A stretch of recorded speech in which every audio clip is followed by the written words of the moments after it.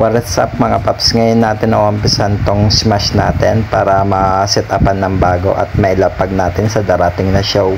Samahan nyo ko mga paps, let's go! So natanggal na natin yung kaha ng smash natin.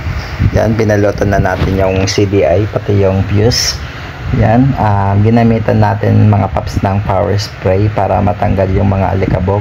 Yung chassis nito mga paps, all goods pa naman, kaya no need to reprint, no need to paint naman siya, kaya goods naman siya. So yun, babalutin natin ng electrical tape na parang tela na electrical tape para goods yung setup ng wire natin. At ayusin din natin mga paps yung mga buhol-buhol na wire.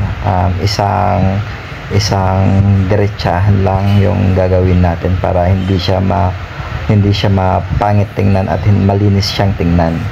So yun mga paps, na tapos ko na yung wire na tapean.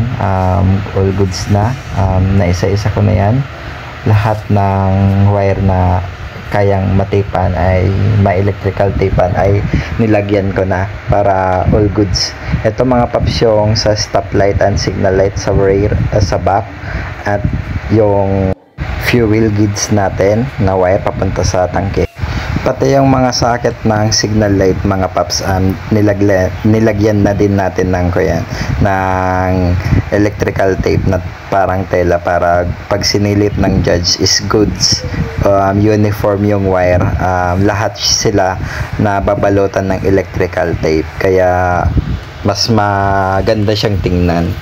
May mga ibang judge kasi mga paps na may hilig sumilip ng wire at may hilig din sumilip kung saan kung paano mo kinabit yung wire mo at kung paano mo in-execute yung wire ng motor mo. Kaya naisipan ko din na lagyan lahat ng wire, pati yung headlight mga paps. Yung wire ng headlight natin may electrical tape din yun na parang tela na ganito, automotive electrical tape. Yan. Tapos yung mga paglalagay ng tornilyo dapat tamang higpit, yung hindi masyadong higpit at hindi din masyadong maluwang. Pati itong mga paps, stop light natin at signal light sa back, nilagyan na din natin para uniform talaga lahat. So yun mga paps, tapos na yung wiring natin, na-execute na natin at naayos na natin pati yung nasa headlight. Yun mga paps, ang susunod natin mga paps, palitan yung lock ng U-box natin pati yung cable, one set, para hindi sumablay pag inopen yung U-box natin mga paps.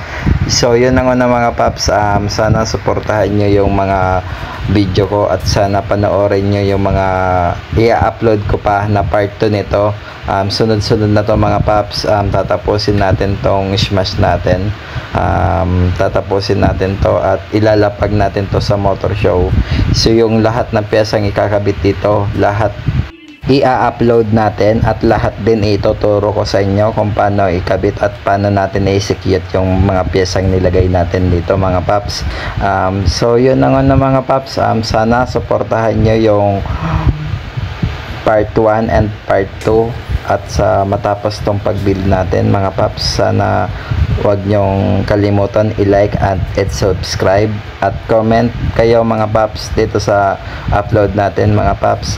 Sama-sama natin tapusin tong smash na to at sama-sama din natin ilalapag to sa darating na show mga paps. So yun na nga mga paps,